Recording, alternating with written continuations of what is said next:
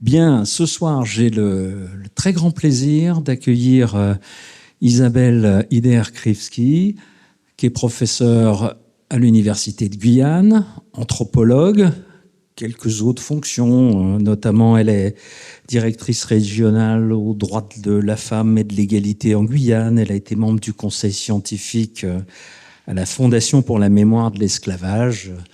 Et surtout, j'ai fait sa connaissance il n'y a pas très longtemps, en mai, c'était en Guadeloupe. La conférence des doyens de médecine se déplaçait en Guadeloupe, aux Antilles, pour saluer et faire sa conférence mensuelle. Et il y avait, juste avant la conférence des doyens, une session sur la santé, le nouveau CHU, l'organisation de la faculté de médecine aux Antilles, puisqu'ils ouvrent leur deuxième, bientôt leur troisième cycle, et qu'ils nous avaient demandé de venir, puisqu'on avait été juste l'année précédente à La Réunion pour les mêmes choses. Donc, dans ce congrès organisé pour la conférence des doyens, j'ai entendu une conférence par une anthropologue de la Guyane qui m'a scotché. Donc, je me suis dit, mais il n'y a pas de raison qu'elle ne nous donne pas cette conférence à Sorbonne Université. Le sujet me semblait intéressant, passionnant. Donc, anthropologie de la santé en Guyane.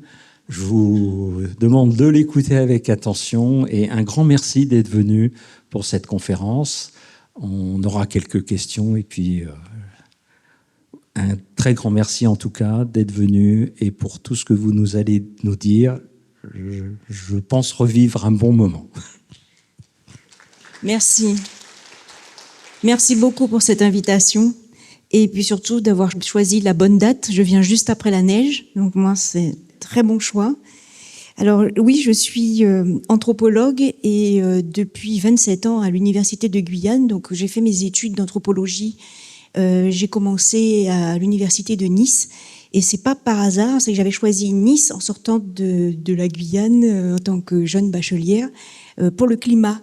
Je vais aller à Nice, il fait un peu plus chaud. Et j'ai continué à Aix-en-Provence mon parcours pour terminer à l'école des hautes études en sciences sociales à Paris. Donc je suis revenue en Guyane pour enseigner et j'avais pas vraiment de carrière en tête, je savais même pas trop comment ça fonctionnait et j'ai vraiment accroché dès les premières années dans l'enseignement supérieur parce que j'ai vraiment beaucoup aimé les échanges, les interactions avec les étudiants et particulièrement la recherche. Donc ça fait 27 ans maintenant, le temps passe très vite. Et maintenant, je passe le relais. J'ai 7 thésards actuellement. Et c'est un vrai plaisir de voir cette génération en formation, que ce soit en anthropologie de la santé ou de l'éducation. J'ai plusieurs spécialités dans certains domaines. Je travaille particulièrement sur les questions interculturelles. Alors l'interculturalité en Guyane, c'est pas un vain mot. Hein. C'est vraiment notre quotidien. Vous allez essayer justement de faire ce voyage avec moi et parfois peut-être un peu vous perdre. N'hésitez pas après à me poser des questions parce que c'est pas toujours facile. Donc, on va commencer par une petite séquence géographie très importante parce que souvent la Guyane est représentée, ce qui nous crispe beaucoup parce qu'on est les seuls de l'outre-mer à ne pas être insulaires et on est très fiers de ça. Alors, entre ultramarins, c'est vraiment notre fierté. Hein. On n'arrête pas de répéter le fait que oui, mais nous, c'est pas une île. Puis on est très fiers aussi de pouvoir dire que dans cette zone, ici, alors je sais pas si on voit bien, voilà. Dans cette zone-là, on arrive au Brésil et nous, on traverse avec notre voiture. Donc, il nous arrive très souvent de faire passer des week-ends au Brésil. Et pendant la COP30, on a simplement pris notre voiture, traversé, roulé et suivi la route pour nous rendre à Belém. De l'autre côté, on a le Suriname. Et ça, ce sont vraiment deux histoires extrêmement importantes d'un côté comme de l'autre. On a le Suriname, donc l'ex-Guyane hollandaise, qui a un impact assez considérable sur la migration dans l'ouest de la Guyane, avec Saint-Laurent-du-Maroni qui a été choisi par Napoléon III comme ville pénitentiaire. et qui a fait le bagne, le fameux bagne, le camp de la transportation.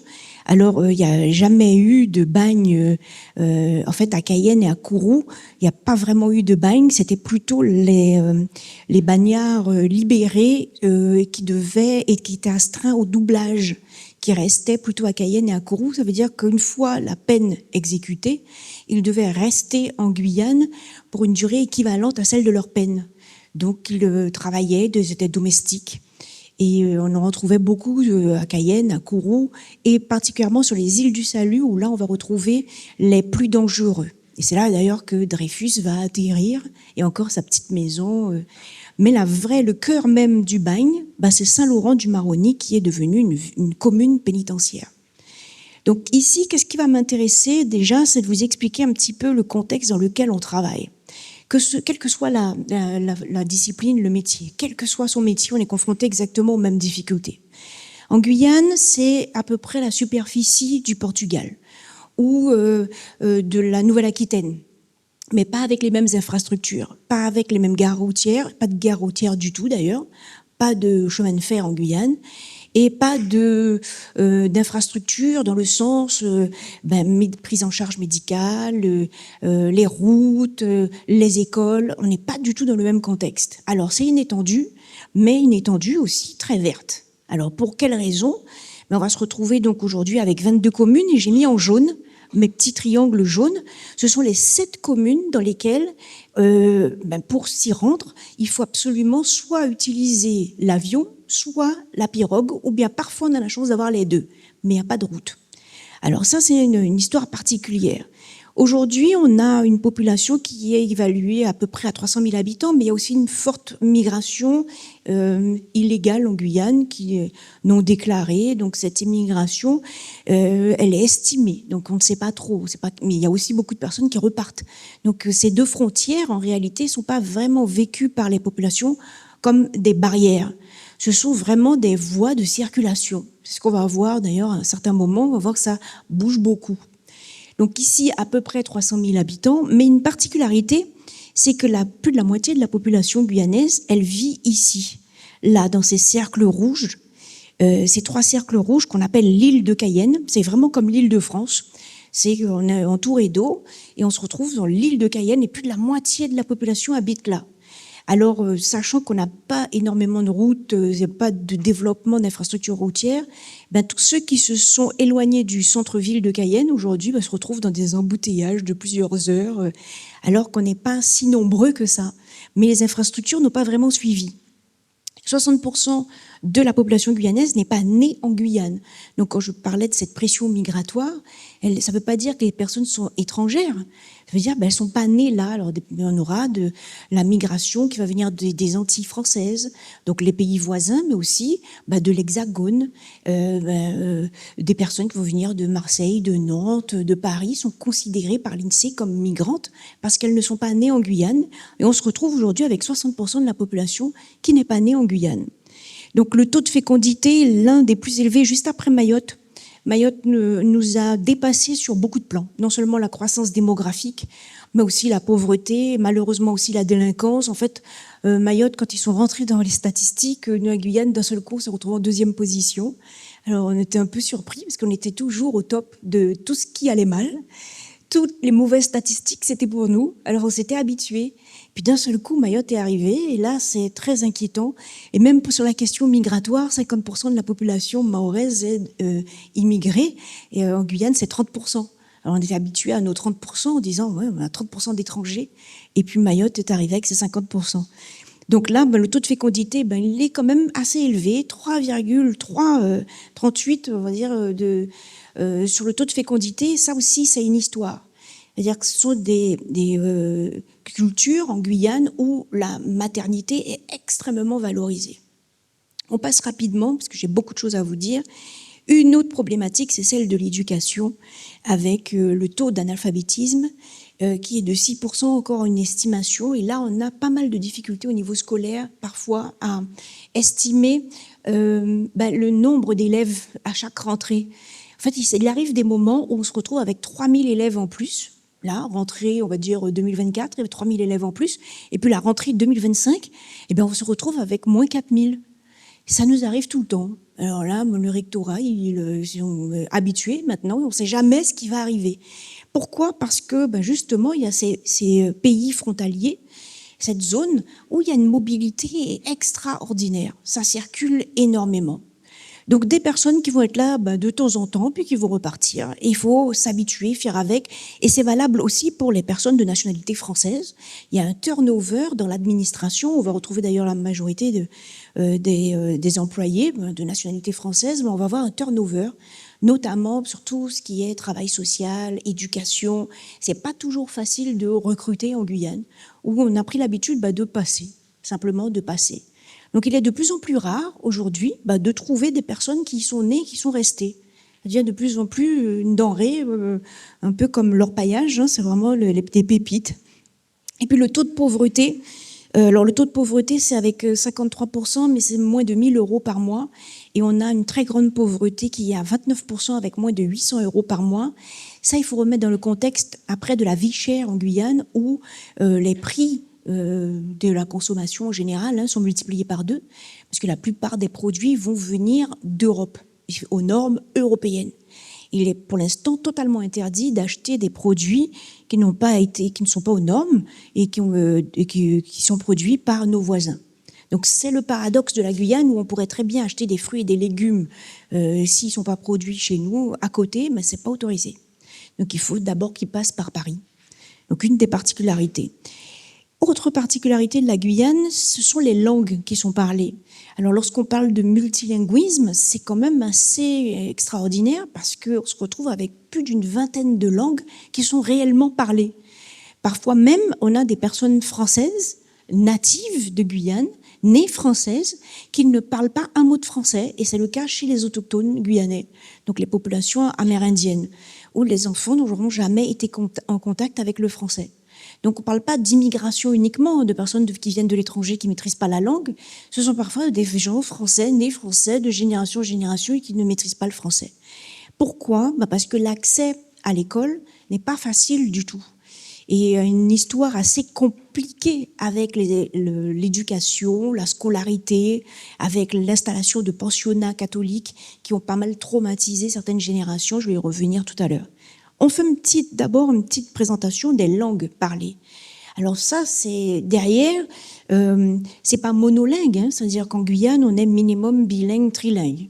C'est habituel. Parce qu'au sein de la même famille, on aura des origines différentes et on va parler la langue des ancêtres. Donc d'abord les langues autochtones, il y en a 6.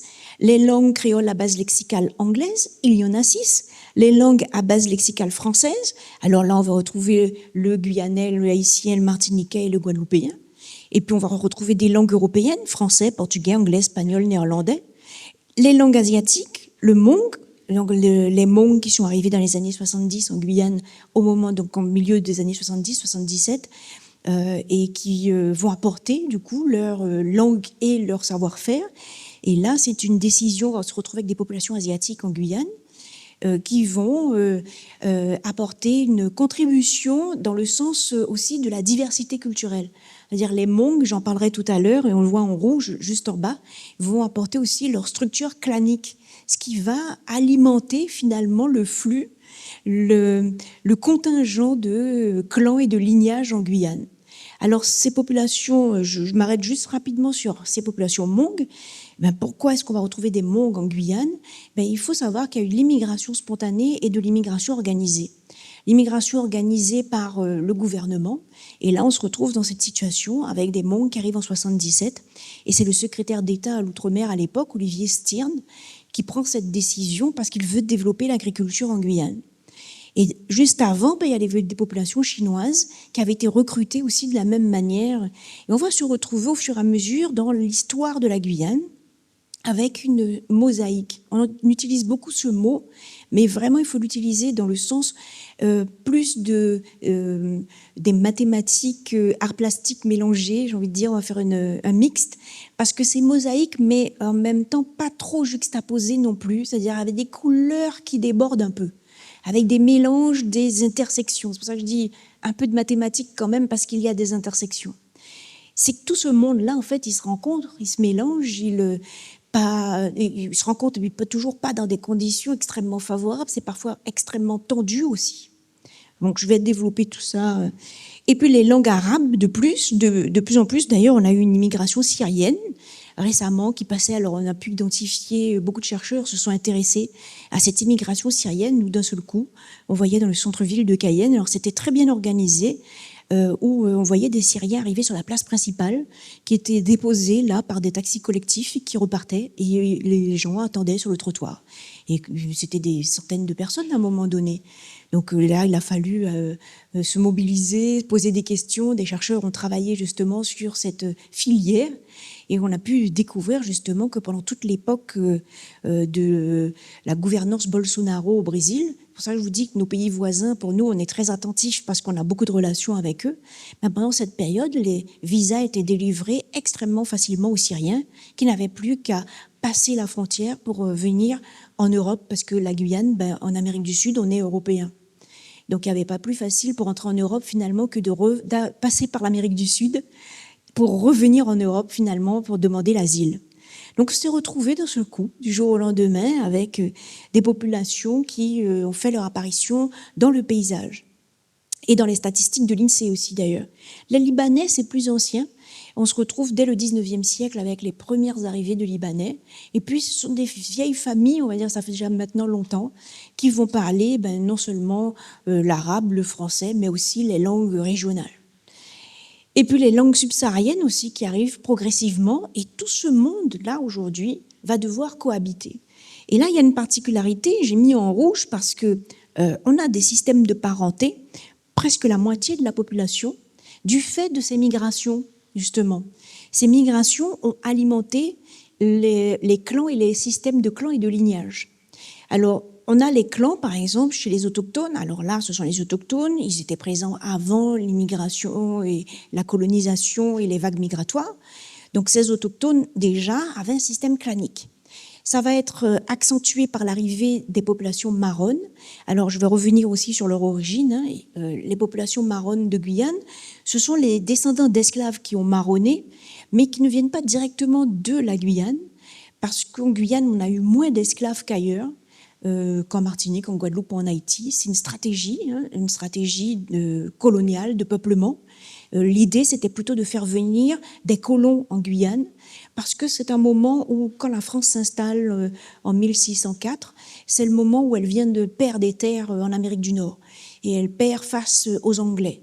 Donc le repli sur l'Amérique du Sud est stratégique. On dit, puisque le développement de l'esclavage en Haïti, Martinique, Guadeloupe fonctionne plutôt bien, en Guyane, on va utiliser une autre stratégie, et on va faire venir moins d'esclaves et plus de colons, pour développer une colonie de peuplement blanc. Et cette stratégie, elle va échouer. Et d'ailleurs, c'est la raison, je vous ai parlé du bagne tout à l'heure, c'est la raison pour laquelle le bagne a été installé en Guyane. L'idée, c'était que les bagnards viennent, il y en a eu près de 76 000, donc on est à près de 80 000 personnes, il n'y en a pratiquement aucun descendant aujourd'hui. Donc échec total de peuplement. Il y a eu plusieurs stratégies, et dont le bagne. Mais à chaque stratégie, en fait, il y a un échec à la clé. Résultat, la Guyane s'est retrouvée dans une situation où il a fallu faire appel à la main-d'œuvre régulièrement, puis de partout. Alors un peu d'asiatique, on va se retrouver avec de l'Inde aussi, des populations indiennes qui vont venir, on va se retrouver avec les Libanais, et puis c'est la raison pour laquelle on se retrouve avec cette diversité linguistique. Les Noirs marrons font partie de cette immigration, mais spontanée. C'est une immigration spontanée parce qu'on se retrouve, dès le XVIIIe siècle, les Hollandais pourchassent les esclaves marrons dans leur colonie à côté. Où est-ce qu'ils vont trouver refuge? Tout simplement venant de la colonie française à côté, qui n'est pas très développée à l'intérieur à ce moment-là, puisque les colons ne sont pas installés, et ils vont trouver refuge dès le XVIIe et XVIIIe siècle. Alors on va continuer, mais je viens de vous parler de l'arrivée des Hmong, donc organisée par l'État, et là, les Chinois. Dès 1820, les premiers Chinois vont arriver, et puis 1870 et 80, on va voir un nombre beaucoup plus important de Chinois installés en Guyane sous contrat. Tous ces éléments vont faire que les systèmes de parenté clanique vont avoir une importance de plus en plus considérable, prendre de l'ampleur et de la place dans la configuration de la parenté en Guyane. Dans ces structures parentales, eh bien, quel que soit le praticien aujourd'hui, il sera obligé de tenir compte de cette organisation. Alors, comment ça fonctionne? Les clans et les lignages, donc c'est un groupe de filiation unilinéaire. J'ai mis la définition. Donc, tous les membres se reconnaissent comme descendant d'un ancêtre commun. Si je suis un homme, descendant d'un homme, je suis dans un patrilignage, c'est patrilinéaire. Si je suis descendant d'une femme, on est dans un matrilignage et c'est matrilinéaire.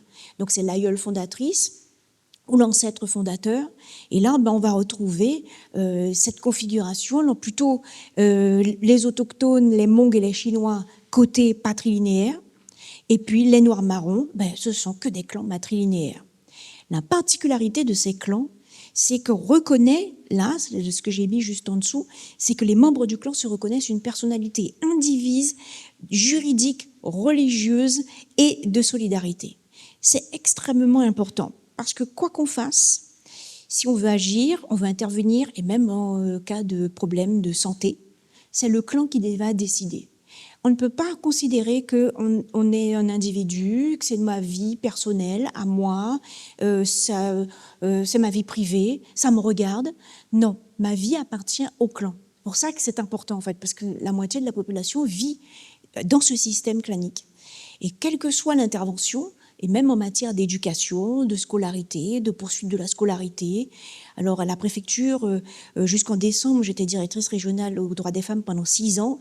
Lorsque je devais prendre des femmes victimes de violences conjugales et les mettre à l'abri, souvent, elles revenaient le lendemain en disant « Non, non, mais ça ira, le clan va s'en occuper, laissez tomber, je ne dépose pas plainte. » Parce que le clan a décidé. Lorsqu'on est dans un système clanique, c'est extrêmement prenant. C'est-à-dire vraiment, vous faites partie d'un ensemble. Vous n'êtes pas seul. Et on va le voir en matière de santé aussi.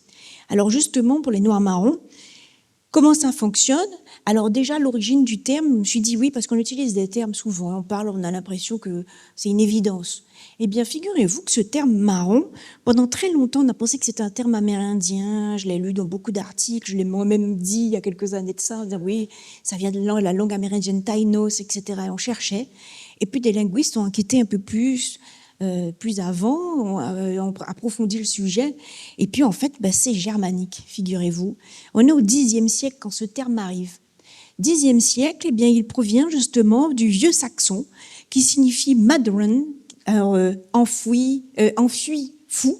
Et là, l'idée, c'est vraiment de désigner un terme qui va être réutilisé pour désigner non seulement les esclaves, mais aussi l'élevage qui s'est enfui et qui finalement retourne à l'état sauvage.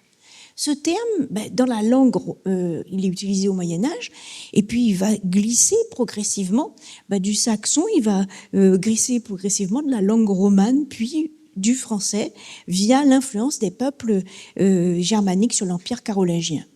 Qu'est-ce qui va se passer juste après? On va voir ce terme faire son apparition.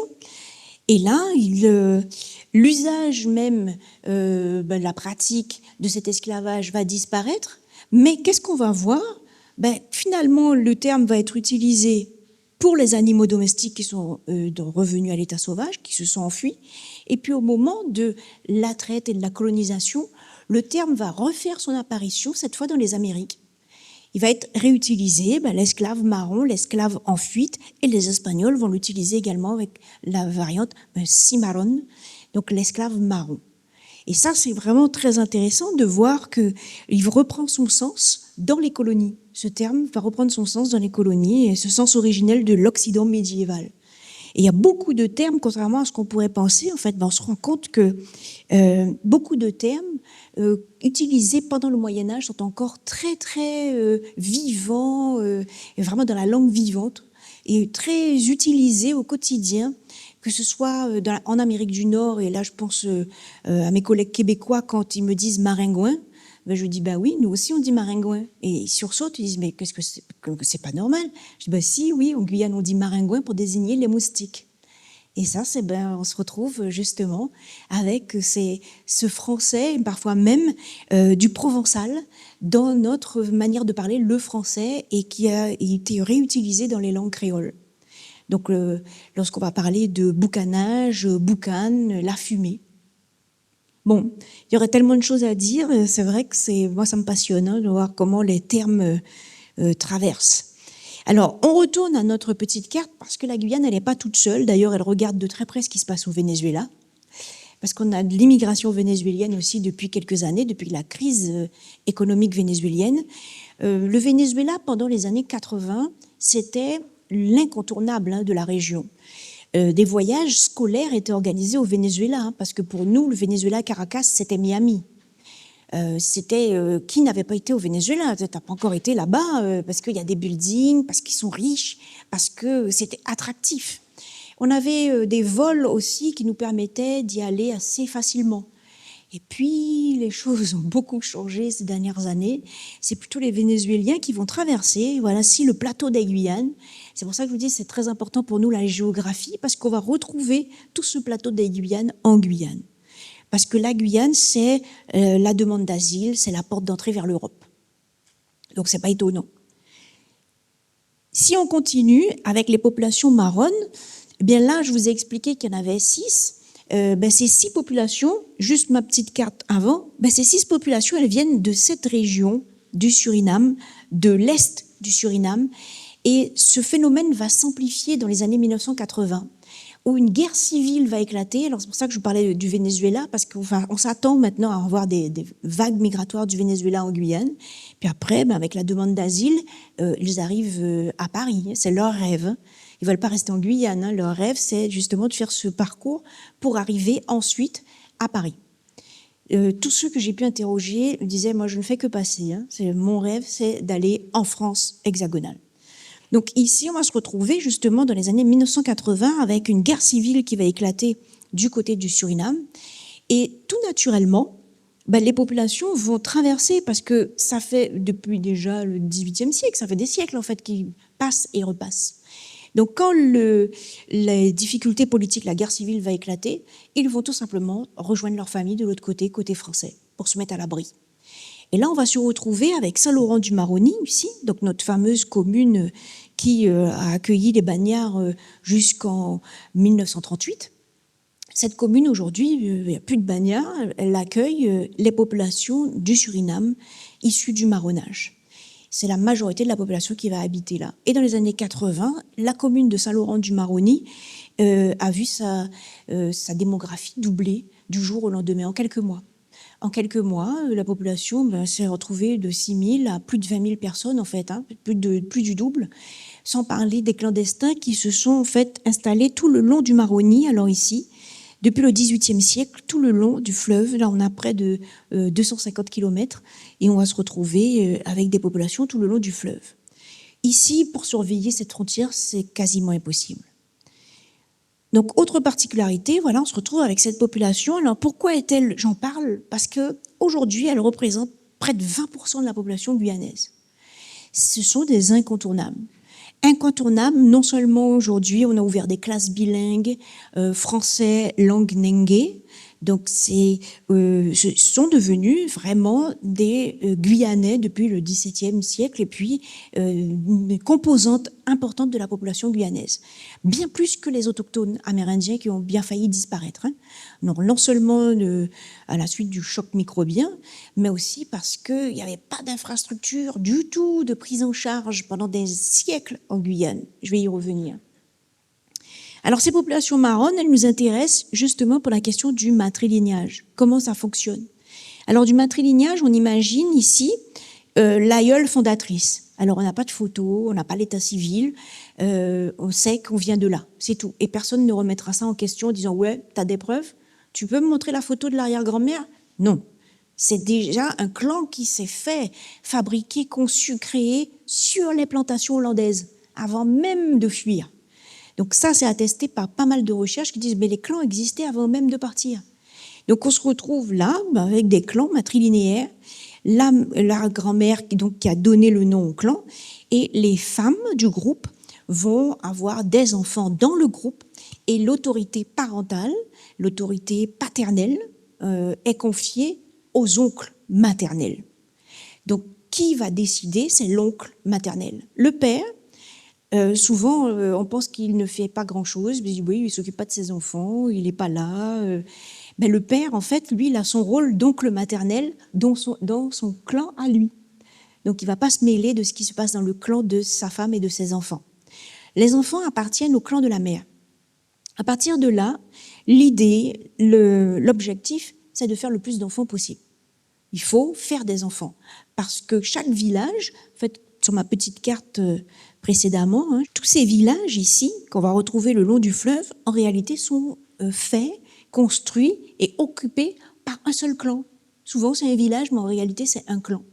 Donc l'idée ici, c'est quelle stratégie de survie les marrons ont trouvée, c'est celle justement de valoriser la maternité.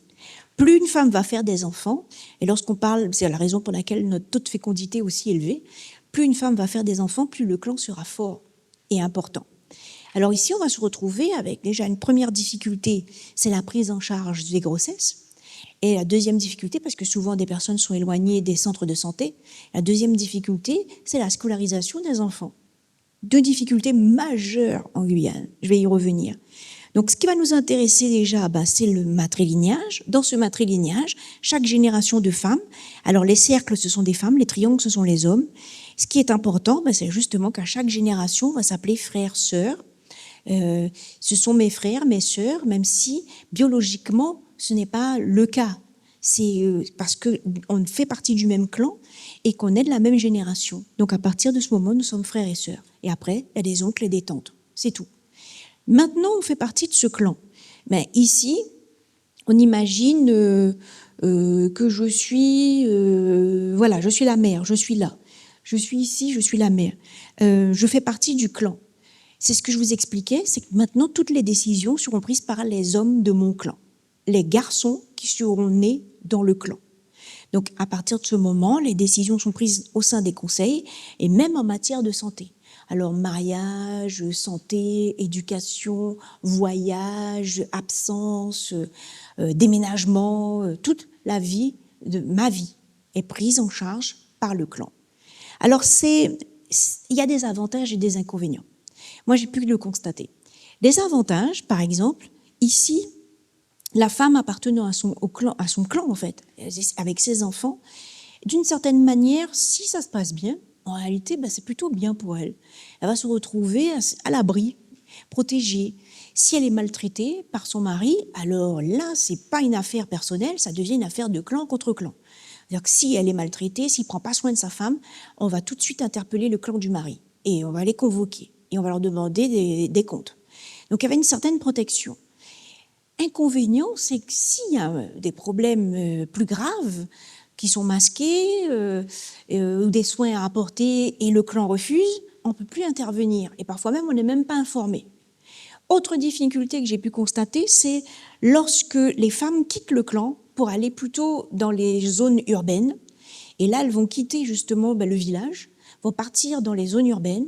À partir de ce moment, elles vont complètement disparaître. Et il y a de plus en plus d'ailleurs des personnes qui sont issues de ces villages et qui vont arriver en France hexagonale. Et figurez-vous qu'aujourd'hui, j'ai des assistantes sociales d'un peu partout en France qui m'appellent et qui m'ont dit « Oui, j'ai trouvé votre nom sur Internet, j'aimerais comprendre ce système de parenté parce que la famille refuse tel et tel soin. » Donc, je me rends compte, voilà, maintenant qu'aujourd'hui, l'outre-mer est déjà là, quoi. Voilà, la diversité est déjà là. Donc, il faut justement comprendre ce mode de fonctionnement parce que l'autre difficulté que j'ai pu constater, quand les femmes sont parties, justement, elles sont parties. J'en ai une récemment, elle était à Lille et une assistante sociale de Lille m'appelle. Le mari, il est parti avec elle, ce qui n'est pas normal au départ. Il est parti avec elle. Il a reconnu les enfants, là aussi, deuxième nouveauté qui n'est pas du tout dans la tradition. Il reconnaît les enfants et il perçoit les allocations, il déclare, il reconnaît. En cas de séparation, souvent, c'est là que la femme va se retrouver complètement démunie, sans rien et surtout isolée du clan qui la protégeait. Donc c'est pour ça que je dis, en fonction des cas, on se rend compte que avantage, inconvénient, c'est pas si simple en fait de dire, mais elles sont sous emprise, elles sont contrôlées, c'est inadmissible. Il faut nuancer. C'est pas comme ça, tout à fait comme ça que ça fonctionne. Parce qu'au sein du clan, si son frère s'occupe bien, elle a de bonnes relations, il s'occupe bien d'elle, en réalité, elle obtient tout ce qu'elle veut et protège bien ses enfants. Donc, on nuance un peu, en réalité, tout va dépendre du contexte. Si je continue, on avance un peu, les autochtones, alors là aussi, on va se retrouver avec une question clanique, mais patrilinéaire, cette fois, c'est de l'autre côté. Alors, dans les patrilignages, lorsque on se marie, on part. On va quitter sa famille et rejoindre le groupe du mari. Donc, intégrer le groupe du mari et là, dépendre totalement du groupe du mari, c'est-à-dire vraiment intégrer les caractéristiques du clan de son mari. Alors, le cas que j'ai pu relever, par exemple, chez les Hmong et chez les Chinois, ce qui était très, très étonnant, c'est qu'il n'y avait jamais de plaintes, de conflits, de problèmes venant de ces familles. Aucune femme victime de violence conjugale, par exemple. Chez les Hmong et chez les Chinois, j'en ai pas. Pas normal du tout. Ça peut pas exister. Donc ça, c'est très intéressant justement de voir aussi les effets du patrilignage, parce que le patrilignage, lui aussi, il va récupérer femmes et enfants, et même en cas de veuvage, la femme va rester membre du clan de son mari, et on va lui trouver, si elle est encore en âge de faire des enfants, d'être mariée, on va lui trouver un autre mari dans le clan. T'inquiète pas, on s'occupe de tout. Donc difficile d'intervenir, même en cas de problème de santé. Extrêmement difficile d'intervenir en fait dans ce monde assez clos. Alors ici, autochtone, je me suis dit, tiens, c'est intéressant parce que beaucoup de recherches sur le terme autochtonie, juste une petite parenthèse, qui met en évidence le fait qu'il y a une petite contradiction. Alors l'origine du terme, ça vient du grec, donc une personne née dans le lieu où elle vit. Et la différence, parce qu'on aurait très bien pu tous être autochtones, mais non, petite nuance, la petite nuance, c'est qu'il y a plusieurs critères. Et la particularité, c'est l'attachement des autochtones au sol, alors que la plupart des Amérindiens, des populations autochtones, étaient nomades. Donc c'est ça qui est très intéressant. Depuis les années 80, lorsque le terme a fait son apparition, il y a eu cette revendication de la terre en même temps. Donc, petit étonnement de la part des chercheurs spécialistes qui disaient « Oh, c'est bizarre parce que vos ancêtres, en fait, sont nomades.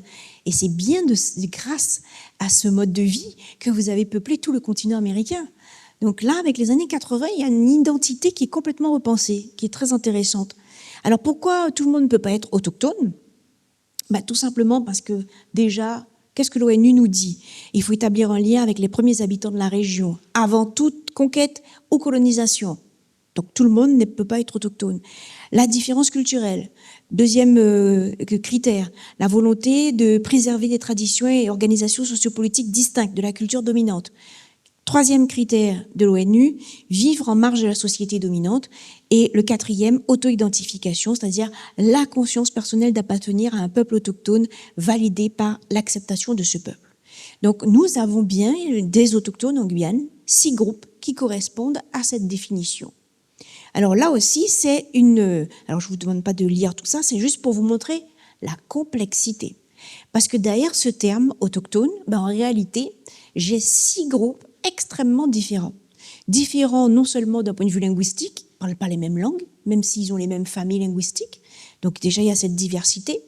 Et puis là, lorsqu'on est praticien, lorsqu'on est, on est enseignant, on est médecin, on est travailleur social, on se retrouve avec cette diversité à devoir gérer, avec des populations autochtones françaises qui ne parlent pas forcément le français, donc c'est pas toujours facile. Et là, on se retrouve dans une situation où ce serait l'équivalent des Européens. Vous voyez, je dis les autochtones, c'est comme si je disais les Européens. Et là, si je dis les Européens, je dis les Européens, vous vous ressemblez, non ? Le allemand, italien, tout ça, là, c'est pareil, non ? Et qu'est-ce qu'on va dire en Europe ? N'importe quoi. Qu'est-ce que tu racontes ? Tu n'es pas très cultivé. Mais non, tu ne peux pas confondre et mettre tout le monde dans le même panier et dire que les Européens, alors déjà, entre eux, ils ne sont pas toujours d'accord sur la marche à suivre. Là, on a à peu près, les autochtones de Guyane, c'est à peu près 10% de la population. Pas plus. Qui a même failli disparaître d'ailleurs, ce qui a relancé la démographie des autochtones. On aurait pu ne plus en avoir du tout. Ce qui a relancé la démographie des autochtones, c'est la départementalisation, lorsque la Guyane devient département français en 1946. Que va-t-il se passer à ce moment-là ? Le premier préfet, sa mission, ça va être de vacciner. Alors là, la vaccination, j'ai eu l'occasion de même d'écrire un article là-dessus, parce que la vaccination, c'est historique. Le refus de la vaccination, c'est historique en Guyane. Et là, il fallait les pourchasser, les gens, pour les vacciner, carnet de santé, etc. Pas facile. Mais en même temps, c'est ce qu'on voit, la courbe démographique des autochtones va remonter grâce à cette vaccination. Moi, ce sont des arguments qui ne marchent pas en Guyane. Ça ne sert à rien de le dire. On était contre la vaccination Covid.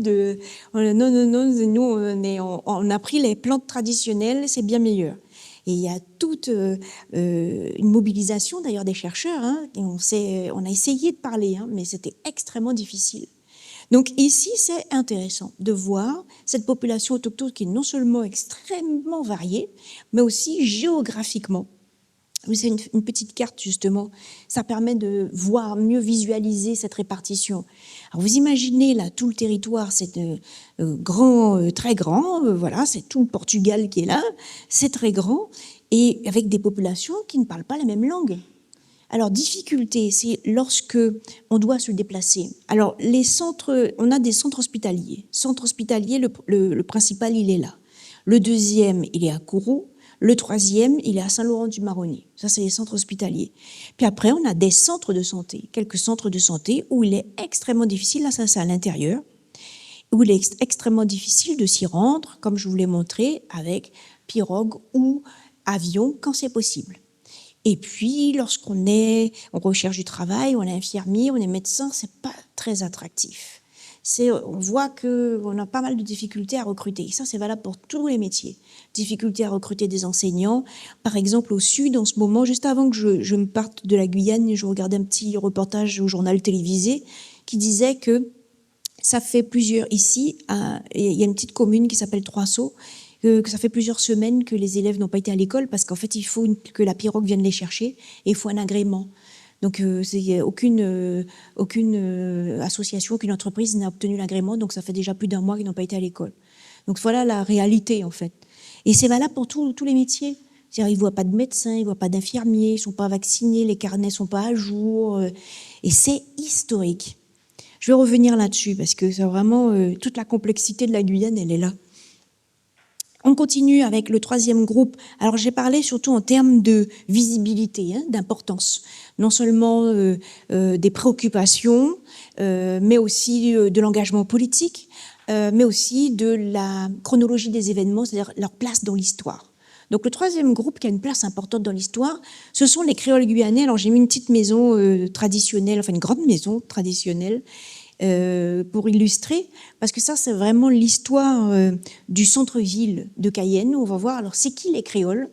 Ce sont des termes qu'on va retrouver dans le dictionnaire, mais la définition des dictionnaires n'est pas celle qui est utilisée, qui est en usage sur place. Et ce, depuis le XVIIe siècle. Donc, c'est très surprenant encore. Parce que depuis le XVIIe siècle, nous, créole, ne veut pas dire ce qui est écrit dans tous les dictionnaires qui sont encore imprimés aujourd'hui. Donc, il existe plusieurs populations créoles. Ce sont les populations qui sont descendantes des esclaves. Alors, il y a 3 groupes d'esclaves. L'esclave qui a marronné, donc l'esclave marron, on va parler des noirs marrons en français, l'esclave qui vient d'arriver dans la colonie et l'esclave qui est né dans la colonie. Et il est là. Le créole, c'est l'esclave qui est né dans la colonie. Tous ces termes, pour nous, sont extrêmement importants parce qu'on les utilise tous les jours. Tous les jours, on est en interaction du point de vue culturel. Si on ne peut pas rentrer en interaction, en contact les uns avec les autres, tout le continent américain, je pourrais dire vraiment tout le continent américain est marqué par cette histoire. C'est très difficile de rentrer en contact sans savoir mais de quelle origine vous êtes. Et ça, on va toujours poser la question à notre interlocuteur, systématiquement. Et vous êtes d'où?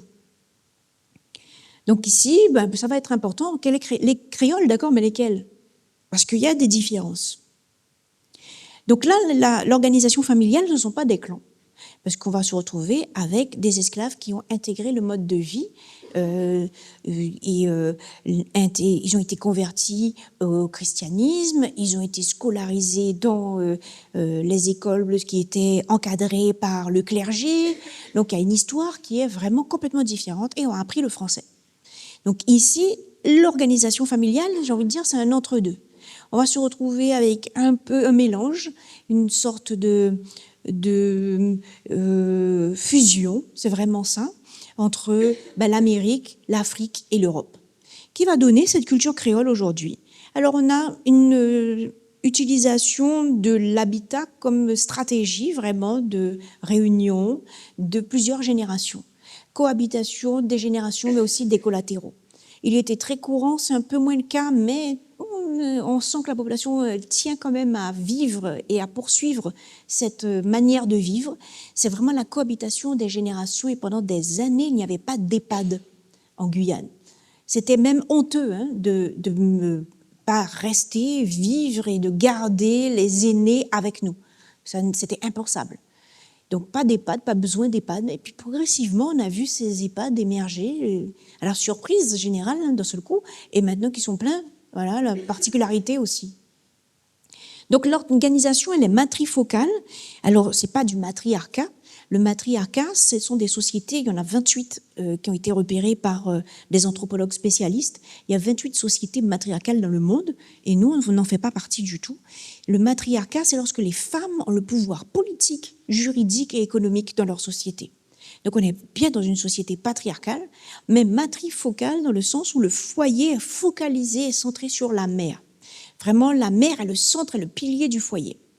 Alors tout ce qui est espace domestique, j'ai envie de dire rien de nouveau là-dessus, mais la particularité en Guyane, c'est qu'il n'y a pas eu de mai 68, il n'y a pas eu de mouvement de libération de la femme, dans les Outre-mer en général d'ailleurs.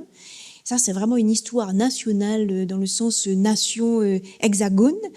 Et les femmes en Guyane vont au contraire vont revendiquer leur place dans l'espace domestique, vont valoriser la maternité. Et celles qui ne voudront pas avoir d'enfants seront interrogées longuement pendant tout, jusqu'à la ménopause. C'est tant que tu peux faire, d'ailleurs j'ai entendu ça, c'est une femme de 50 ans, on disait « mais t'es pas encore ménopausée, tant que tu peux faire, fais des enfants ». Et cette dame de 50 ans dit « attends, quand même ». Mais son entourage ne comprenait pas. Il disait « mais pourquoi tu n'en fais pas ?» On est vraiment dans un autre monde où la maternité est très jeune aussi d'ailleurs. Et là, c'est l'histoire qui va mettre son petit grain de sel et se mêler aussi de la vie et de la conception en Guyane. Donc la raison pour laquelle on va se retrouver avec cette configuration... ah oui, j'avais mis une petite étymologie du terme juste avant. Étymologie du terme créole, oui, je vous disais que dans le dictionnaire, vous n'aurez pas la même définition. Eh bien, historiquement, au départ, le terme désigne tous les Blancs nés dans la colonie. Après, il va désigner en fait tout ce qui provient de la colonie. Et puis, dès le XVIIe siècle, on va voir que ça va désigner les esclaves créoles, la population noire, et les esclaves créoles par rapport aux esclaves de traite. C'est-à-dire le créole qui est né là et l'esclave de traite qui vient d'arriver, c'est ce qu'on appelait l'esclave bossal. Donc, on va se retrouver, alors nous, les catégorisations, c'est très important, je vais vous expliquer pourquoi. Donc, on va se retrouver petit à petit avec une distorsion entre la pratique dans l'Hexagone et l'utilisation qui est faite dans les colonies, et françaises particulièrement, où on va voir que ce terme créole va désigner les populations esclaves, jusqu'à aujourd'hui. Donc, lorsqu'on en parle, en fait, on désigne une population bien particulière. Donc voilà, pour schématiser, et la source, donc c'est le père là-bas, dès le XVIIe siècle, qui met en évidence que cette différence entre les trois groupes. Donc c'est pour ça que j'ai fait un petit résumé ici dans cette diapositive. Alors je vous disais que pour nous, c'est très important, toutes ces catégorisations, cette fameuse mosaïque. Il y a vraiment un écart considérable entre le discours national et ce qui se passe dans les Outre-mer. Vraiment, quand on regarde l'actualité, parce que nous, on regarde l'actualité nationale, on sait ce qui se passe. Et quand on entend tous ces discours et ces tensions qu'il y a autour de l'ethnicité, de la race, entre guillemets, de la diversité culturelle, on est toujours très surpris. Parce que nous, on parle que de cette manière. Les personnes que nous allons rencontrer, vous allez dans n'importe quelle région d'outre-mer, les personnes que vous allez rencontrer, déjà, vont vous poser la question, je vous disais, sur d'où vous venez, vos origines, mais vraiment au détail. Mais oui, mais de quelle région exactement? J'ai assisté à une conférence il y a quelques années à l'université où il y avait tout un débat sur l'identité, construction identitaire, etc. Et il y a une dame blanche qui a pris la parole Et au bout d'un moment, l'Assemblée n'était pas trop d'accord avec elle. Elle dit, ouais, on n'est pas trop d'accord, ce que vous dites, c'est pas... Elle dit, oui, mais moi, je suis basque. Et là, tout le monde dans la salle a dit, ah, mais c'est pas pareil, vous êtes basque, il fallait le dire avant, parce que les basques, vous avez les mêmes problèmes que nous. Et là, ça change tout. Alors, je vous parle même pas des Corses. Hein. Alors là, vous venez en Guyane, vous êtes Corse, il faut le dire. C'est tout de suite, ça vous met dans une catégorie privilégiée. C'est très important. Alors souvent, les personnes qui viennent me disent, mais pourquoi vous pensez comme ça? Pourquoi vous êtes focalisé là-dessus? Alors, je ne sais pas si on le voit bien, c'est un peu flou, parce que j'ai essayé de l'agrandir. Mais ce n'est pas nous qui l'avons inventé. On remonte un peu dans l'histoire à 1798 avec Moreau de Saint-Méry. En fait, tout est lié à l'histoire de la colonisation et de l'esclavage. On part du principe, voilà, les Européens arrivent en Amérique. Ils découvrent ces populations. Puis ils vont partir à la conquête du monde. Vraiment, tous les continents partent à la conquête du monde. Mais c'était tellement organisé, on se dit, voilà, il y a les Blancs, il y a les Indiens, comme on disait avant, donc autochtones aujourd'hui, et puis les Africains qu'on va faire venir. C'est très bien, le monde était bien organisé. C'était parfait. Chacun est à sa place. Super. Un élément auquel on n'avait pas pensé, c'est qu'ils allaient faire des enfants, ces gens-là. Et oui, non, en fait, c'était pas prévu qu'ils fassent des enfants les uns avec les autres. Et on lit dans les archives, c'est assez stupéfiant, où il y a des alertes qui sont lancées. Hein. Et là, on dit, mais comment on va faire maintenant pour les reconnaître? Parce que c'était bien, chacun avait son phénotype. Maintenant, on fait comment? Eh bien, qu'est-ce qu'on fait? C'est Moreau de Saint-Méry, en 1798, Moreau de Saint-Méry qui invente ces combinaisons. Alors, on imagine ces combinaisons comme un nuancier. On veut acheter de la peinture, puis vous dites, oui, je voudrais du beige. Ben, le vendeur de peinture, il va vous dire, madame, vous savez combien de beige il existe? Bon, écoutez, je vous donne le nuancier, vous allez me dire quel est votre choix. Et puis, je vais du numéro, alors on va prendre les numéros 8 à 16, 21 à 32, 40 48, et là, j'ai des nuances de beige, des nuances de marron, des nuances de noir, des nuances de blanc. Et c'est ce que Moreau de Saint-Méry a fait, il a dit, voilà, de ce numéro à ce numéro, vous êtes dans cette catégorie de blanc et dans cette catégorie de noir. Et ça figurait dans les registres paroissiaux. Donc, c'est pas juste pour s'amuser à faire des calculs. C'était pour catégoriser, ranger, parce que derrière, il y a des privilèges. Plus vous êtes clair, plus vous avez droit, accès à des privilèges. Il y a aussi cette question derrière. Alors, une alerte qui est lancée, parce que quand même, privilège, mais pas pour tout le monde. Déjà, en 1720, qu'est-ce qu'on voit? Eh bien, des colons qui vont faire pression sur les autorités royales. Parce qu'ils disent, attendez, ça va plus du tout. Tous ne peuvent pas être privilégiés. Puis il y en a qui sont très, très, très clairs de peau. Alors, s'ils s'habillent comme nous, sincèrement, s'ils s'habillent comme nous, on pense que ce sont des blancs. Alors, ça peut pas le faire. Alors, qu'est-ce qu'on voit? Là, on va voir cette ordonnance, 9 février 1779. Ordonnance en Haïti, qui va être reprise la même année en Martinique, qui met en évidence que les esclaves n'ont pas le droit de porter la même tenue que les blancs, parce que sinon, enfin les esclaves, les mulâtres, les métis, plus ils sont clairs, plus on s'y perd. Donc ça nous pose un problème. Aujourd'hui, nous avons totalement hérité de cette histoire. Alors il ne se passe pas un jour sans qu'on ne parle pas de l'apparence, où on va même désigner les gens, parce que nous, on va dire blancs, on va dire les blancs. C'est comme ça qu'on va parler, il ne faut pas être choqué. Oui, on va dire les blancs, les noirs. On est habitué parce que justement, c'est un héritage de cette histoire. Et là, ça va être toute la difficulté parce que ça crée des catégories. On voit bien ces catégories, c'est quand même incroyable. Alors, les termes ont changé aujourd'hui. On ne va pas tout utiliser. Mulâtre, on l'utilise toujours.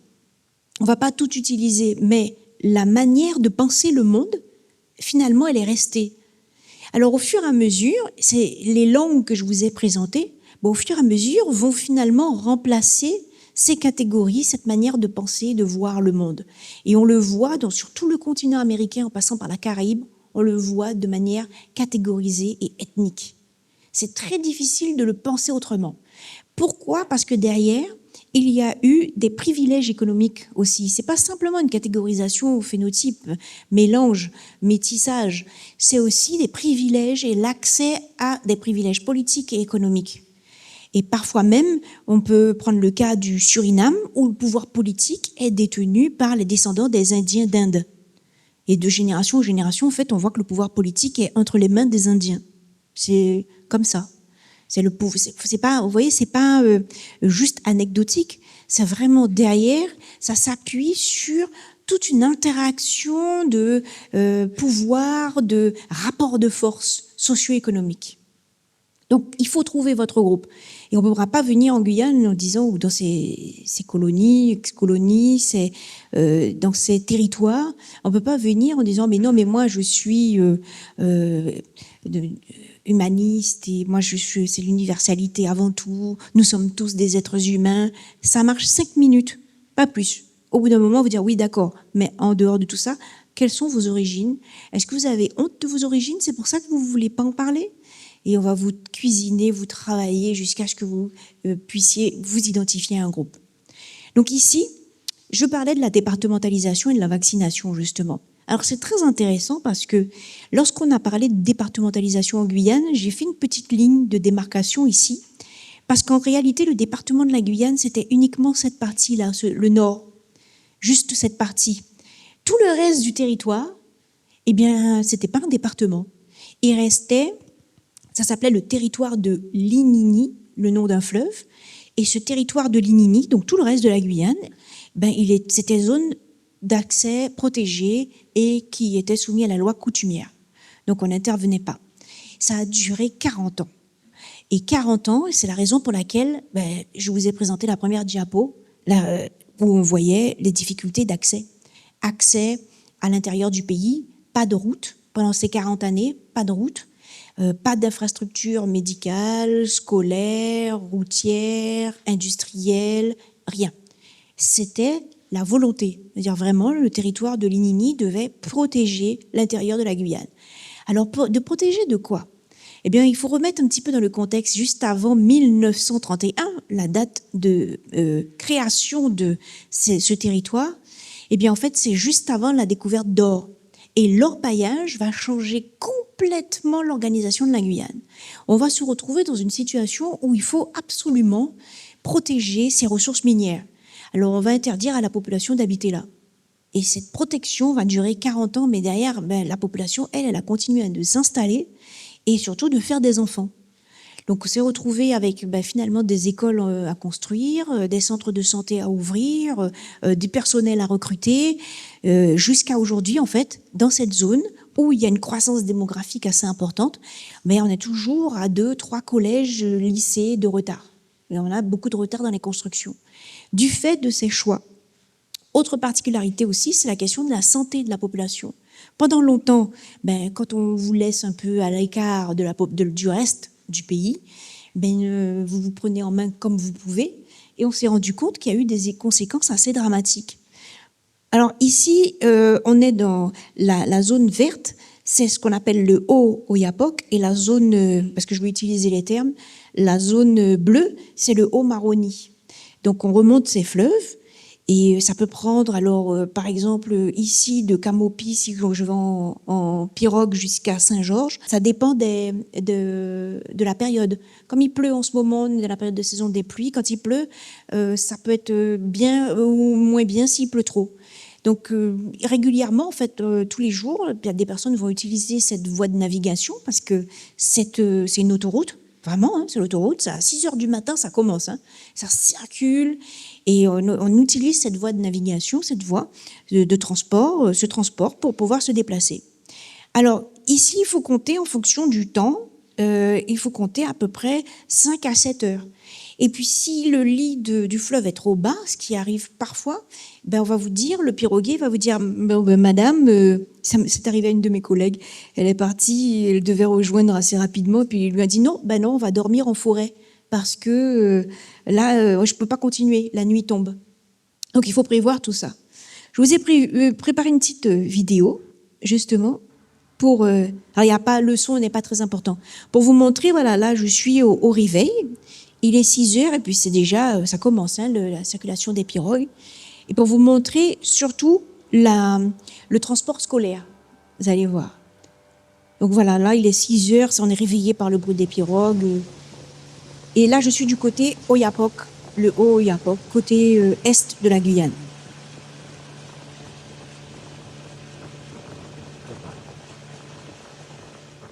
Les élèves arrivent, ils débarquent, ils ont leur gilet et tout, alors que ce ne sont pas des voies navigables, hein, normalement, officiellement. Ça, c'est l'école maternelle. Ça, c'est le médiateur en langue maternelle. Une salle de classe de l'école élémentaire. Ouais, j'ai mis une petite musique d'ambiance quand même. Et sinon, je peux y aller aussi en avion. Voilà, le petit avion qui peut nous conduire. Et puis, on survole la Guyane. On arrive en Guyane, on a cette vue aussi. Hein. C'est de la forêt. Alors, pourquoi je vous montre ça, justement? C'est pour mieux comprendre. Voilà, vous avez vu ici, en fait. Ce que j'ai filmé, c'est là. Et ici, ce qui va nous intéresser, c'est de voir que il y a des difficultés d'accès. Des difficultés d'accès, il est déjà là? Ah oui. Difficultés d'accès avec 256, pardon. Alors, c'est la densité de médecins. 256 médecins pour 1000 habitants. La moyenne nationale, c'est 339. Difficulté, très jolie, hein, très très jolie. Vous avez vu, je vous ai fait rêver. Alors j'ai fait un peu exprès, j'ai pris des jolies images.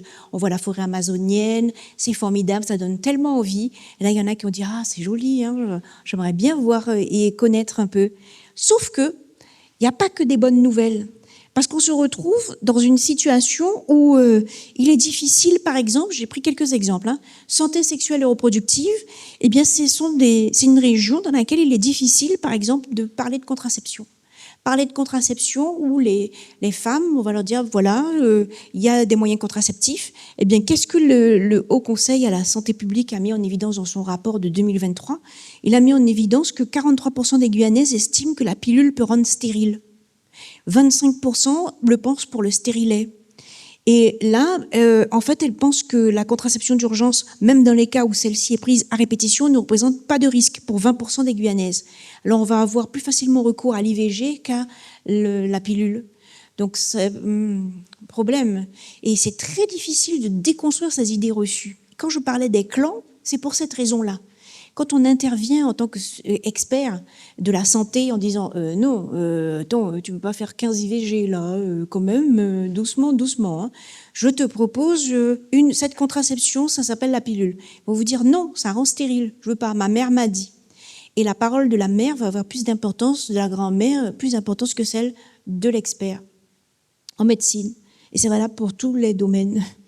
Ensuite, on va se retrouver, alors je vais passer plus rapidement, sur l'alimentation aussi. L'alimentation ne sera pas toujours la même. On est dans une situation où le petit déjeuner souvent n'existe pas ou se limite à une boisson chaude. On va se retrouver aussi avec l'importance de la satiété. C'est pas l'alimentation équilibrée, ça ne veut rien dire. Hein. Manger 5 fruits et légumes par jour, ça c'est une publicité nationale pour nous. Hein. C'est déjà pour les trouver, les 5 fruits et légumes, c'est pas facile. Et puis ça coûte très cher et puis ils viennent de France. Alors, les gens vous disent, écoute, on verra après. Nous, on va déjà se caler. Le plus important, c'est la satiété. On va se caler, au moins j'aurai plus faim.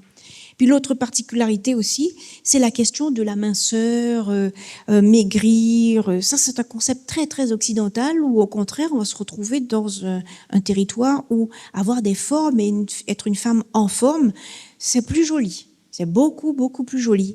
Donc, tout le discours de santé, bien-être va paraître très, très extérieur.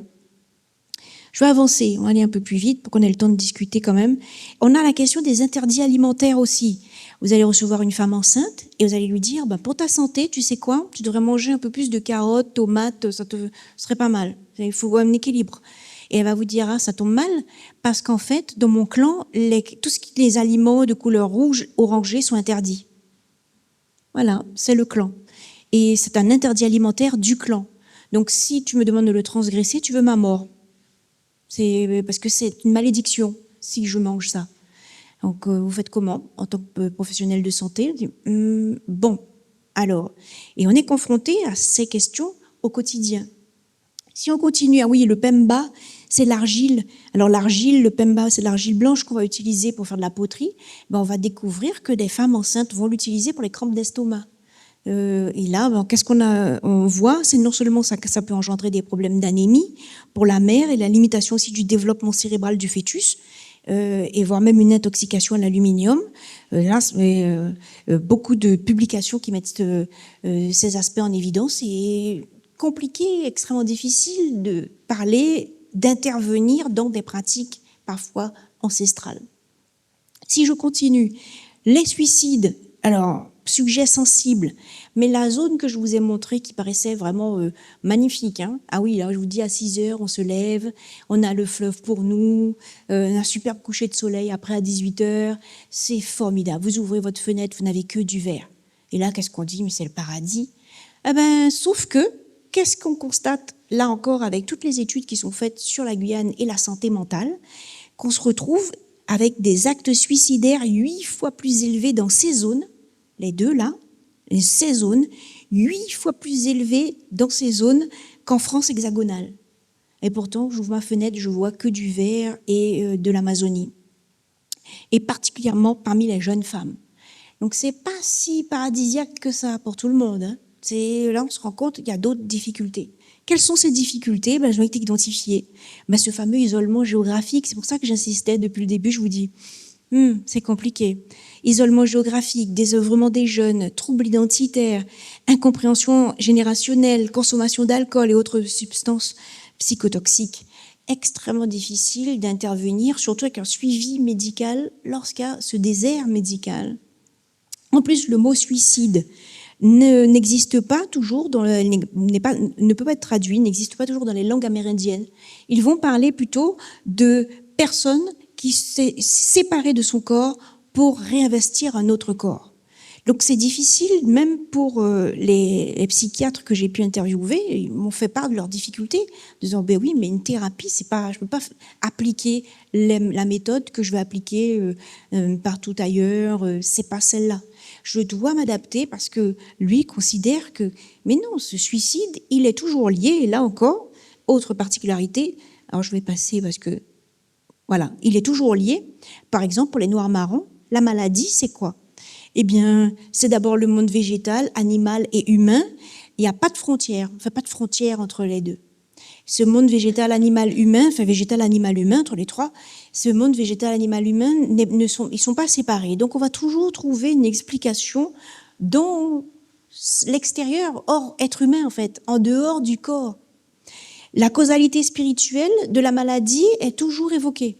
Non, s'il y a une maladie, il y a forcément une raison. On va trouver et on va interroger les esprits de la forêt. C'est eux qui vont nous donner la réponse.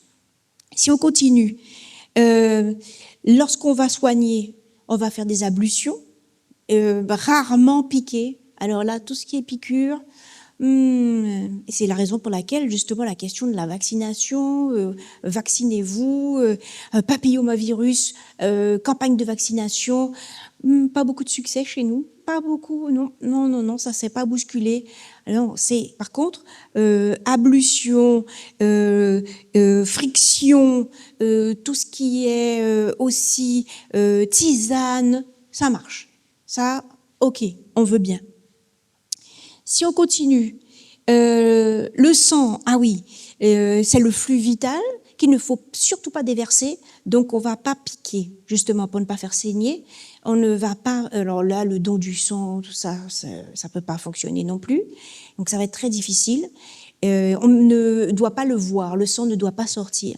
Le cœur et l'estomac sont confondus chez les populations marronnes. Les problèmes d'ulcères sont traités comme des problèmes cardiaques, par exemple. L'asthme est traité comme un problème digestif. Donc on n'a pas la même représentation. Et les esprits des morts peuvent pénétrer par tous les orifices. Donc on va rarement visiter d'ailleurs. Il n'y a pas de, par exemple, le 1er novembre n'existe pas chez ces populations. Célébrer les morts, aller sur les tombes, mettre des bougies. Mais qu'est-ce que tu vas faire là?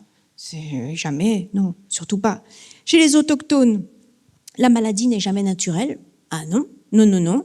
Pour parler de la maladie, par exemple, les Wayampis, autochtones Wayampis, vont dire « je ne suis plus un être humain ». Elle est toujours provoquée par une intervention volontaire, donc on va aller rechercher le coupable. Qui est ce coupable? Qui a fait ça? La maladie est due à l'action vengeresse des esprits, peut-être. La maladie est due à l'action purement malveillante des esprits et des ombres, des morts. Ou bien elle est due à la manipulation d'esprits Aya par les chamans, qui ont le pouvoir justement d'utiliser ces esprits pour agir. Et la maladie est due à la manipulation de plantes magiques. Donc il faut savoir d'où ça vient. Mais le diagnostic du médecin, j'ai rien compris. Et comme me disaient beaucoup de praticiens, ils me disent, écoutez, moi je donne une ordonnance et après, je ne sais pas ce que ces personnes en font. Voici aussi la particularité. On peut consulter le médecin, hein, on a l'habitude, on va le voir, et on va comparer. On va voir. Oui, je sais pas, même si ça marche trop. Hein, je vais voir d'abord. D'abord, je vais consulter mon médecin. Le monde des Wayampi, par exemple, puisqu'on a parlé d'eux, il voit le monde comme le monde, il est plat. La Terre n'est pas ronde, elle est plate. Et ce sont 4 disques. La Terre est composée de 4 disques. 4 disques sur lesquels des mondes différents vont devoir cohabiter. Ils sont tenus par 6 piliers.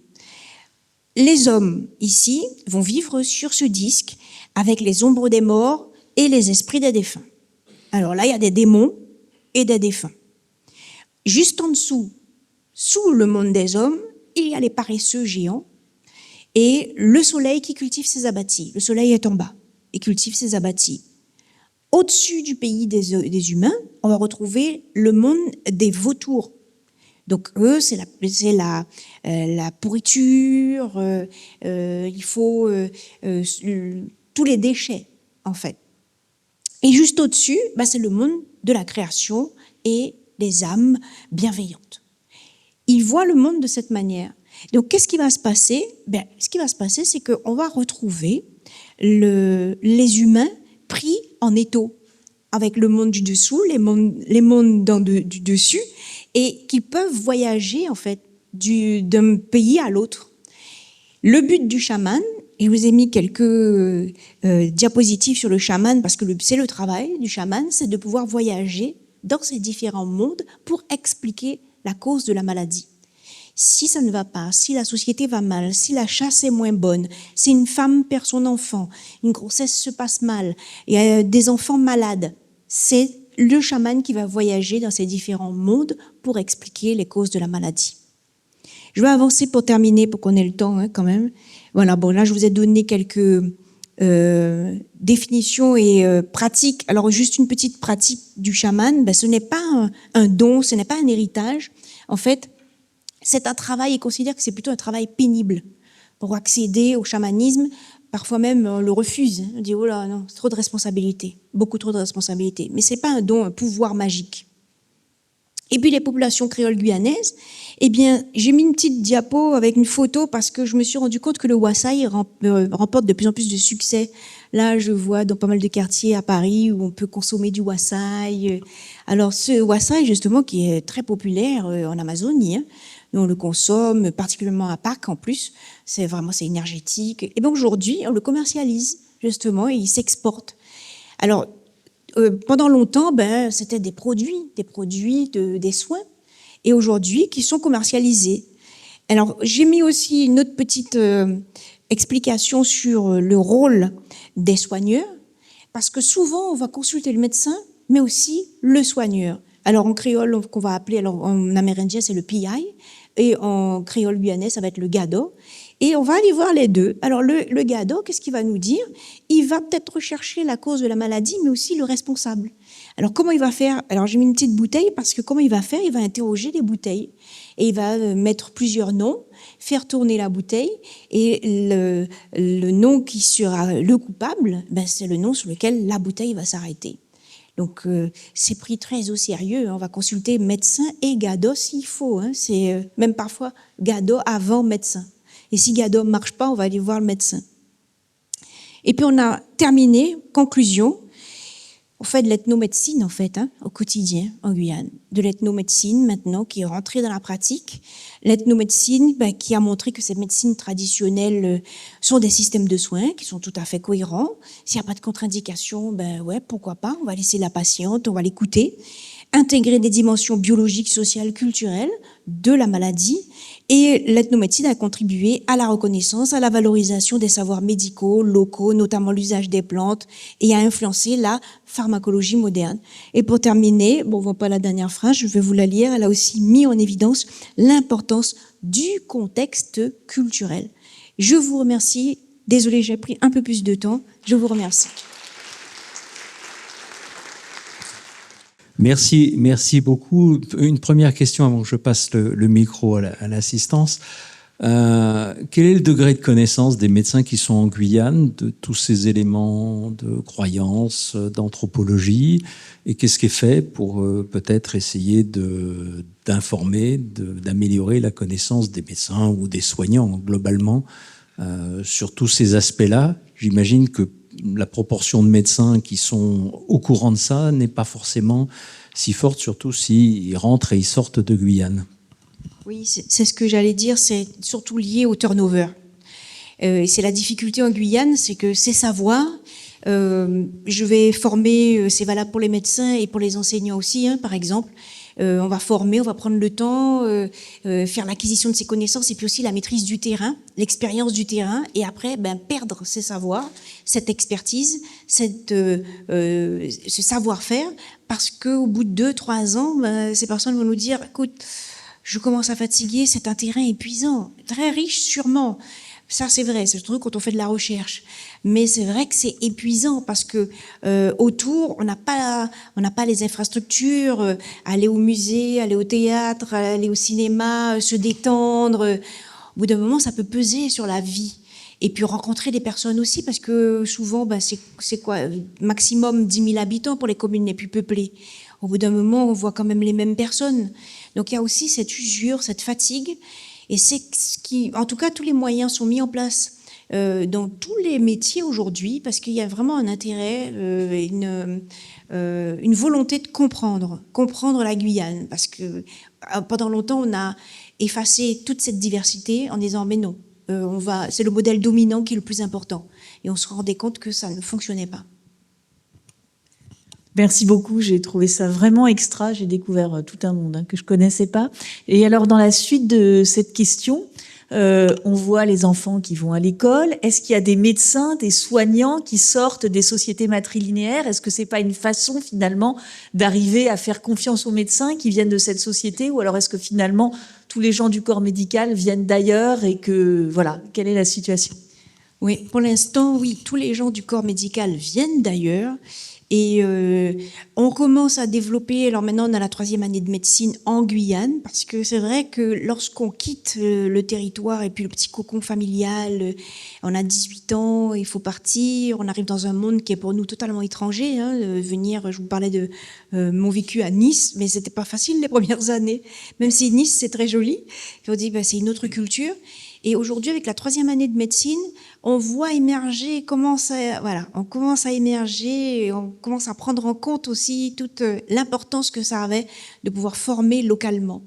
L'autre difficulté, alors là, on se retrouve avec des personnes qui vont venir de l'extérieur, mais je le répète, c'est vraiment la plus grande difficulté, c'est de pouvoir les garder. Vous m'avez passionnée aussi et beaucoup inquiétée, parce que je suis allée là-bas il y a 10-15 ans, une semaine, dans le cadre d'une formation pour la prise en charge des enfants séropositifs. Et j'ai un peu peur qu'il y ait encore beaucoup de transmission et de gens qui refusent de se faire dépister. C'est le cas. Et de se faire soigner, pour les raisons que vous avez évoquées. En décembre, le 1er décembre, la journée de sensibilisation, 1er décembre, les chiffres n'étaient pas bons du tout, parce qu'on s'est rendu compte qu'il y a moins de dépistage qu'avant et que aujourd'hui, il y a beaucoup moins de protection aussi. Cette jeune génération ne se protège plus. Donc, ne dépiste pas, n'utilise pas de préservatif. Donc, c'est vraiment très problématique. Et le virus circule. Je reviens du Congo, c'est exactement pareil. Voilà. Les clans, en général, dans les territoires où il y a des clans ou des communautés, on voit ça dans le monde entier, en général, ça se passe mal entre les communautés et entre les clans. D'ailleurs, le modèle républicain français, en tout cas traditionnel, visait à justement dire pas de clan chez nous, on est au sein de la République. Est-ce qu'il y a des affrontements entre les clans? Et est-ce que, au contraire du côté positif, est-ce qu'il y a des échanges entre les clans, notamment des mariages ou des familles intercladiques qui amenuisent les différences qu'il peut y avoir entre ces différents clans? Ouais, pas d'affrontement, j'ai envie de dire au sens rwandais, où on a pu voir que ça menait vraiment à des guerres entre clans, pas à ce point-là. Mais la guerre civile du Suriname qui a éclaté en 1986, donc côté surinamais, elle a éclaté, alors pas entre clans, mais entre communautés donc indiens contre noirs marrons. Et en fait, le président était d'origine indienne et avait son garde du corps qui était d'origine noire marronne. Il a soupçonné son garde du corps de vouloir d'organiser un coup d'État. Et juste sur ce soupçon, il a commencé à massacrer des civils noirs marrons. Donc il a fait partir son garde du corps et il a pourchassé des noirs marrons. Il a commencé à exterminer la population civile. Donc côté français, on n'a pas ce type de problème. Donc on ne va pas en venir aux armes, avoir une guerre civile où on va se trancher la gorge. Déjà, mais les tensions politiques, là d'un point de vue, on les voit plutôt du point de vue politique. Depuis quelques années, par exemple, ça doit faire une vingtaine d'années maintenant, que vous ne pouvez pas, là, les municipales vont commencer, en fait, ça devient maintenant systématique. Vous ne pouvez pas présenter une candidature et une liste sans tenir compte de l'ethnicité de tous les participants. Ah, voilà, on en est là aujourd'hui où il faut afficher, hein. Voilà, exactement. Donc pas de mélange, non. Beaucoup de tensions et particulièrement visible pendant les périodes électorales. Et où vous devez avoir le vote de telle communauté, le vote de telle autre, oui, c'est encore extrêmement divisé et très tendu. Alors les affrontements se font de manière sur un versant plus symbolique. Voilà, c'est pas un affrontement physique, un face à face, mais symboliquement, oui. Au quotidien, oui. Et puis surtout, s'emparer du pouvoir économique et du pouvoir politique, ces deux pouvoirs-là sont très convoités. Bonjour, Xavier Ménéadier, je suis chef de clinique de santé publique ici. Merci pour l'intervention qui était très intéressante. On a posé la question des professionnels de santé, qu'est-ce qu'ils connaissent de toutes ces différences-là, et les populations eux-mêmes, qu'est-ce qu'elles connaissent des différences qu'il y a entre leur vision et les autres clans et tout ça. Qu'est-ce que vous nous avez transmis, qui est connu, qu'est-ce qui est moins connu sur place? En fait, c'est plus une question de confiance. Parce que le professionnel de santé, il va expliquer. Alors souvent, il faut faire... c'est pour ça que je vous ai montré la petite photo avec le médiateur, qui était d'ailleurs en tenue traditionnelle. Il portait à l'école, il portait le cache-sexe, ce qui est très courant, c'est normal. Pour lui, c'est comme un short. Hein, alors, ce serait plus une question de confiance. C'est quelle confiance on va faire au savoir occidental. Alors, on va prendre un peu des deux. On va regarder des deux côtés. Et est-ce que ça se joue souvent d'ailleurs à la confiance que je peux faire et que je peux avoir en une personne, plus qu'un savoir en général. Et on va pas dire oui, ben la médecine a découvert. C'est mon médecin et moi. Vous voyez, c'est vraiment ramener surtout à une interaction, c'est interpersonnel avant tout. Et c'est comment le médecin, le praticien va réussir à gagner la confiance. Et ça, c'est long, en fait. C'est pour ça aussi que ça peut rapidement avorter, parce que c'est très long de gagner la confiance. Et ceux qui réussissent, ben c'est ceux justement qui vont prendre la pirogue, qui vont sillonner les villages, mais sans forcément faire de consultation, dire bonjour, comment ça va, etc. Et je connais les prénoms, et madame untel, et vos enfants, etc. Et on va commencer à le connaître, c'est le médecin, on le connaît. Puis un jour, on lui posera une question. Mais c'est plus cette confiance interpersonnelle, mais pas le savoir qu'il détient, parce que moi, j'ai mon médecin de la communauté qui sait aussi les choses, hein, et que lui ne sait pas forcément. Donc on sait qu'il y a un savoir occidental, mais auquel on ne fait pas forcément confiance à 100%. Bonjour, merci beaucoup, c'était absolument passionnant. Quelle est la situation des jeunes actuellement, qui sont donc des jeunes adolescents, jeunes adultes, qui sont confrontés au monde de l'Internet et des réseaux sociaux, d'un côté, et de l'autre côté, justement, à toutes ces traditions, et comment ils arrivent à faire une synthèse, à s'en sortir, à vivre dans le monde actuel avec ce passé et ce passif extrêmement lourd? Très bonne question, parce que quand je vais dans ces zones, j'y vais assez régulièrement, je vois l'évolution. Alors, si je vous dis que certaines zones sont passées de pas de télévision du tout à smartphone, du jour au lendemain. Il n'y avait pas de télévision. Même sur le littoral de la Guyane, moi, je suis née dans les années 70. J'ai connu la télévision en noir et blanc. Chez ma grand-mère avait une télé, puis les émissions commençaient à 17h. Après, avoir une télévision en couleur, c'était extraordinaire. On n'avait qu'une seule chaîne, ça commençait à 17h. Et ça, c'était dans les années 80. Ça a été très lent, en fait. On n'a pas du tout connu les différentes chaînes. TF1, Antenne 2, FR3. Moi, j'ai connu ça quand je suis arrivée en 1990 pour faire mes études. Il n'y avait pas tout ça. Et on arrive en Guyane, d'un seul coup, dans certaines zones, là, avec l'arrivée d'Internet, de rien, pas un écran. Certains n'ont jamais été au cinéma de leur vie. Donc, pas un écran à Internet. C'est catastrophique. C'est aujourd'hui, ça cause de vrais... Là, je suis dans un groupe de recherche, justement, on a intégré une équipe de recherche pour travailler sur la santé mentale des jeunes, parce qu'on est affolés.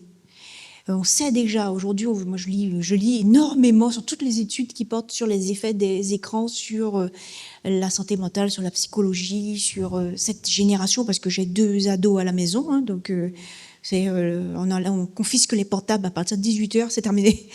Non, mais des horaires, non, parce qu'on voit les effets, et surtout quand j'ai lu que ça avait des effets encore plus nocifs que l'alcool, que cette addiction était encore plus nocive. Alors mes filles ont rigolé, elles ont 14 et 17 ans, elles m'ont dit, maman, tu vois, il faudrait nous laisser boire, ce serait moins dangereux. Ce qui n'est pas faux en plus. Et là, vous imaginez, donc ces régions, il n'y a pas de sensibilisation du tout. Les parents ne savent même pas tout ça. Ils n'ont même pas accès à ces articles. Ils ne vont pas les lire. Donc, c'est affligeant. Sur la place du village, on fait des permanences, j'accompagne des associations, bien moi, je fais des maraudes, je vais interroger des personnes dans le village. Il y a des gens qui passent leur journée assis sur le banc avec le téléphone à la main. La journée complète, tous les jours. Donc ça, c'est un vrai problème. Et ce n'est pas par hasard, alors avant même l'arrivée d'Internet, c'était déjà problématique, mais c'est pas par hasard qu'on a des taux de suicide des jeunes aussi élevés. Et aujourd'hui, avec le smartphone et les films, le fait de filmer, lorsque des jeunes sont alcoolisés, qu'ils commettent des dégâts dans le village sous l'effet de l'alcool, il y en a plein qui filment, et après qui postent dans les groupes WhatsApp. Le lendemain, le jeune, il va se suicider parce qu'il a honte. Voilà, on en est là aujourd'hui. Parce qu'il découvre ce qu'il a fait, il ne s'en rappelait même pas.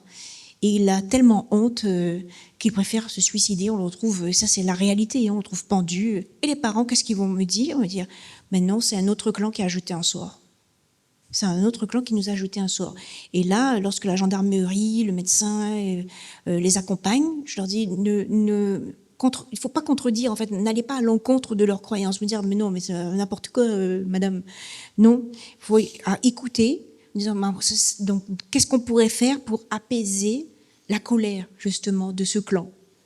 Et parfois, ça passe par les chamans, par des rituels, par des discussions. Mais on va dire, oui, je vous crois, allons-y. Alors, qu'est-ce qui s'est passé selon vous? Pourquoi votre fils s'est pendu? Racontez-nous. Et parce que le problème, c'est que si on n'écoute pas, on s'est rendu compte que derrière, il y a des vagues de suicides dans le même clan. Si on ne tient pas compte de cette malédiction, que les parents vont nous dire, il y a une malédiction. Il s'est suicidé parce qu'il y a une malédiction. Et si on ne tient pas compte, qu'on n'écoute pas cette parole, derrière, il y a dans la même famille, il y aura plusieurs suicides.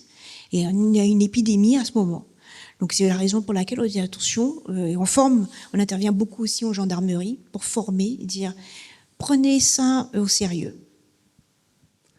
Merci beaucoup. Tout Merci ce que vous nous avez raconté sur la Guyane, je pense, s'applique aussi en métropole. Oui. D'abord parce que on a des populations variées, mais même en dehors de ces populations variées, le fait d'avoir des connaissances sur l'anthropologie, les croyances, la représentation du monde est importante. Je vais prendre juste 2 petites anecdotes. Mon père, cadre supérieur, allait voir lui aussi le le rebouteux pour ses problèmes de dos. Alors on progresse peut-être, puisque moi je n'ai pas encore fait pour mes problèmes de dos appel au rebouteux. Et je vois sur BFM TV, avec l'accident dramatique qu'il y a eu en Suisse sur les incendies, on n'a pas hésité à interviewer dans une grande chaîne comme ça, quelqu'un qui est coupeur de feu. Donc on voit qu'on a besoin de connaître un certain nombre de choses sur les croyances. Oui. Un très grand merci de nous avoir raconté tout ça. Merci à vous, merci. Pour ceux qui ont encore des questions, un petit pot nous attend. Vous pourrez questionner l'oratrice que je remercie encore chaleureusement d'avoir partagé son savoir.